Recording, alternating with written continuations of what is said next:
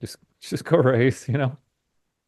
Yeah, that's why I'm more into sports cars and GT cars and Indy cars and monster trucks these days. I was a devout NASCAR fan for a number of years and spent about 11, I think it was 13 years in the sport, and I still see clips of it occasionally, but I walked away from it for the most part in 2020 just because it became so politicized, and NASCAR is they have a very bad reputation for being fair with their rules, if you know what I mean, like treating drivers the same. And aside from that, I encountered a lot of fans that just were, let's just say they were different than the fans that I've seen in IndyCar and sports cars in a more classy way, if you know what I mean.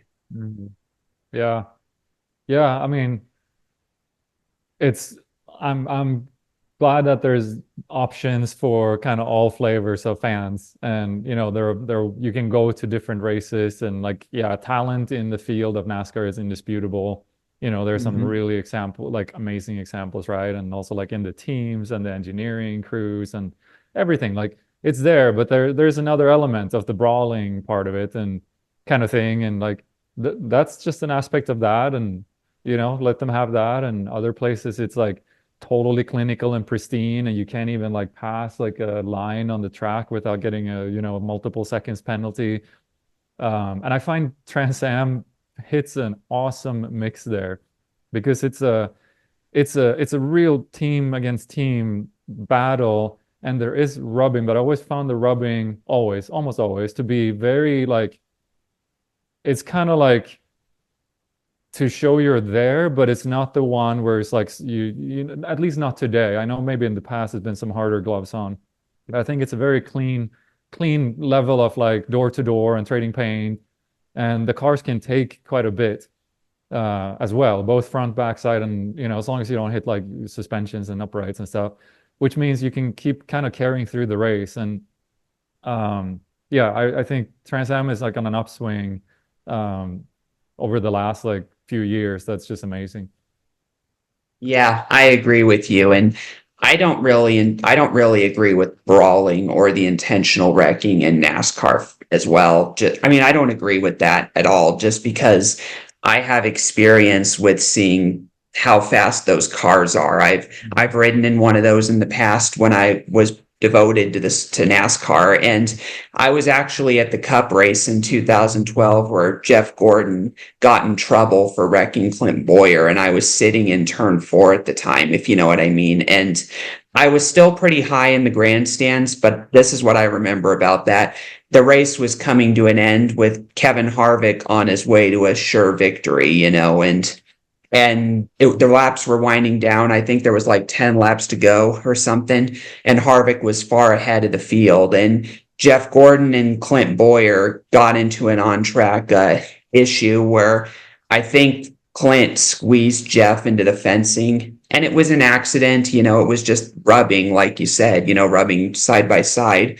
But Jeff ended up losing a few positions out of it. And apparently there was something personal going on between him and Clint at the time. And so what ended up happening was a few laps later, me and a friend of mine that went to the race, who was a Jeff Gordon fan at that time, we saw him in turn three run up into Clint on the track and try to cut down his tire.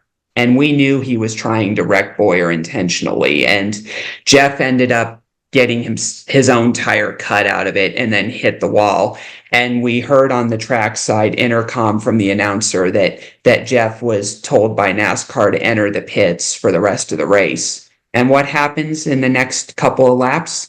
Jeff waits and waits for Bowyer to come back around and then runs him right into the fence intentionally in front of me and my friend. And even though we were high in the grandstands, we could feel the energy of the hit, and it took out like three other cars, and it was enough to throw me off my back, if you know what I mean. And I almost got thrown into like other people from all that energy. And luckily I was caught by my friend in time before I flew high a little bit. And when I saw that wreck and got back onto my feet, I was shocked. The crowd was roaring, obviously, because of the fact that they witnessed something major, obviously. But when that happened, I looked over to my friend and said, I was like, what the hell? You know what I mean? Like, I was really unimpressed with that. And, what ended up happening, obviously was a brawl between the pit crews and the crowd was roaring. And then Flint ran out of his car and tried to go to Jeff's hauler and was restrained. And the race continued after like a lengthy delay. And Jeff Gordon was, I think, parked for the rest of that race because of what happened. And by the time the day was over, my friend and I went back to our cars and we knew right away that Jeff was going to be penalized by NASCAR when the whole thing was said and done. And he got off with a $100,000 fine, I think, and I think a point deduction. I personally thought he should have been out for the rest of the season. That, like, there were like 2 or 3 races left, and I personally thought he should have been out for the rest of the year. But obviously, NASCAR wasn't going to suspend someone that was a big name in their sport, especially when he had a history, of clean driving. And so that was a complicated situation. But yeah, that was one of the things that drove me away as well, was seeing wrecks like that on a regular basis. You know what I mean? Hmm. Yeah. It's again, it's a different, they run it differently. They get the eyeballs for different reasons. Yeah.